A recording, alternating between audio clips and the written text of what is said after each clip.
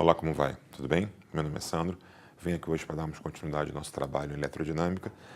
No contexto, agora, lei de Kirchhoff, eu trago uma questão bem interessante, um pouquinho diferente do que a gente fez até então. Tá? Vamos à questão. No trecho de circuito da figura, sabe-se que a DDP entre os pontos A e B é nula. Então, botei aqui esse ramal de A até C, esse ramal de B até C e esse ramal de C até D. Tá? Então, são três ramais aqui. E a DDP entre os pontos A e B é nula, é zero. Então, o potencial de A, na verdade, é igual ao potencial de B. Tudo bem? Aí vem o último dado da questão e o comando da questão. Sabendo que a corrente I1 vale 2 A, essa corrente aqui em azul vale 2 A, calcule a intensidade das correntes I2 e I3. Dá para a gente perceber, pelo sentido das correntes que ele colocou aqui, nitidamente que isso aqui é um receptor, porque a corrente está vindo de um potencial maior para um potencial menor. Então, essa aqui não é uma eletromotriz, é uma força contra-eletromotriz, como se estivesse roubando energia desse meu circuito elétrico. Aqui vai do potencial menor para o potencial maior, então há um ganho de potencial. Então, isso aqui é um gerador. Então, na verdade, isso aqui é uma força contra-eletromotriz, tá? E aqui é uma força eletromotriz, receptor, gerador. E os outros componentes aqui, os outros elementos desse meu circuito elétrico são todos resistência. Tudo bem até aí? Bem, vamos analisar agora esse trecho para encaminhar já uma solução para esse contexto, né? Na verdade, o comando dele, da questão, é o cálculo dessa corrente I2 nesse ramal de B e C e o I3 entre o ramal de C e D. Bom, eu vou me ater primeiro a essa informação aqui, que entre os pontos A e B não existe DDP, quer dizer, não há diferença de potencial entre os pontos A e B, consequentemente, o potencial do A é igual ao potencial do B. Então, eu vou falar o seguinte, se esses potenciais são iguais, vale isso daqui, ó. Não há diferença de potencial entre os pontos A e B, logo quer dizer que o potencial do ponto A é igual ao potencial do ponto B, ok? Aí eu coloquei essa consequência aqui. Se vale isso aqui também. Vamos ver.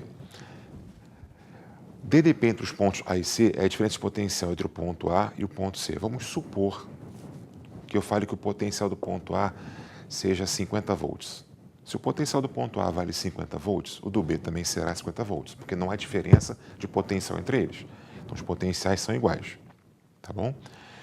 Vou dizer que o potencial do ponto C vale 30 volts. Então, a diferença de potencial entre 50 e 30 dá 20. Se aqui também é 50 e aqui também é 30, a DDP aqui também vale 20. É o que eu estou falando aqui. Então, se esses potenciais A e B são iguais, a diferença de potencial entre A e C e entre B e C terá que ser a mesma. Quer dizer, a DDP entre esse ponto e esse será a mesma. E é isso que eu vou usar para analisar essa minha parte do circuito elétrico. Como assim? Vou fazer aqui agora. DDP entre os pontos A e C. Eu vou considerar o sentido, tá, de A para C, igual da corrente, para ficar mais simples a gente poder resolver isso aqui. Então, eu considerei o sentido de A para C como está a corrente I1. Ok? Bom, quando eu faço DDP entre A e C, eu vejo aqui eu tenho um potencial maior do que aqui, porque quando a corrente passa pelo resistor de resistência, no caso aqui de 1 ohm, eu tenho uma perda de potencial, né? Então aqui fica, esse potencial daqui para cá é uma perda que é maior, aqui é menor, então fica 1 e 1, tá? Depois, aqui eu passo desse potencial maior para o menor, né? Então aqui, ó, mais 12, ok? E aqui, da mesma forma que eu fiz aqui, faço aqui também, 3 vezes I1. Fiz a DDP entre os pontos A e C. Faço a mesma análise agora em relação aos pontos B e C. Vou também colocar o meu sentido de análise sendo igual ao da corrente, de B para C, para ficar mais simples de fazer. Poderia ser o contrário? Sem nenhum problema. Vai dar um pouquinho mais de conta, mas vai dar a mesma coisa no final. Botei de B para C. Então, vamos lá. Daqui para cá, sai do potencial menor. O potencial maior entra com o potencial menor. Sai com o maior, então aqui é menos 8. Já vimos isso, né? E aqui, potencial maior, potencial menor, 7 e 2. Então, já achei aqui a DDP entre A e C, que tem essa formatação, e aqui com essa formatação. Como elas são iguais, eu vou concluir que se vale isso, eu posso igualar as duas, porque eu sei que também vale isso aqui. Tá? Então, fica menos 8 mais 7 e 2 igual a 1 1i0, 1i com 3i vai dar o quê? 4i1. Então, já sintetizei esses dois aqui, para facilitar, tá? Já peguei 1i1 com 3i1, virando 4i1, tá? Bom, igualando aqui, resolvendo e substituindo o i1, que ele fala que vale 2 amperes, então aqui você tem que i2 vale 4 amperes. Tudo bem até aí? Bem, agora para a gente poder finalizar, já que eu tenho, na verdade, o valor de i2 e eu sei informação da questão, o valor de i1, ou falta agora fazer o i3. Eu tenho que ter mais uma equação para poder resolver isso. Eu vou usar aqui esse nó C, né? Porque pela lei dos nós, quer dizer, a primeira lei de Kirchhoff, eu sei que o total de corrente que está chegando a um nó, o total de corrente tem que sair. Tem que ter um equilíbrio, não é verdade? Então, eu posso falar que eu tenho I1 chegando a esse nó C, eu tenho I2 também chegando a esse nó C e o I3 saindo desse nó C. Para ter esse equilíbrio, o total que chega tem que ser igual ao total que sai. Consequentemente, nessa situação colocada aqui, eu tenho que o I1 somado ao I2, quer dizer, o valor da corrente I1 com o valor da corrente I2 tem que totalizar esse I3 que está saindo para manter o equilíbrio do total que chega com o total que sai. Primeira lei de Kirchhoff. Tá? Então, vamos lá para outro quadro para poder finalizar e fechar essa questão, ok? Bem, foi o que eu fiz aqui.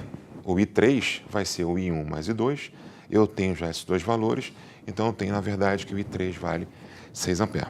Só um detalhe interessante nessa questão, que eu poderia, na verdade, reescrever aquele circuito, aquele trecho, melhor falando, de um circuito elétrico, de uma forma um pouco mais palatável para a gente. A forma como foi colocada, vou tentar reproduzir aqui rapidinho, ele colocou dessa forma assim, ok? Tem elementos aqui, elementos aqui, elementos aqui. Aqui é o ponto A, aqui é o ponto B, tá? E ele fala, na verdade, a gente já achou já esses valores de corrente, a gente sabe que isso aqui foi dado pela questão, que vale 2 amperes. Aqui, que seria a parte 2, que a gente achou lá no outro quadro, a gente sabe que vale 4 amperes. E aqui, o I3, que vale 6 amperes. Que tem isso aqui, tá? Eu quero apenas analisar esse contexto das correntes, tá?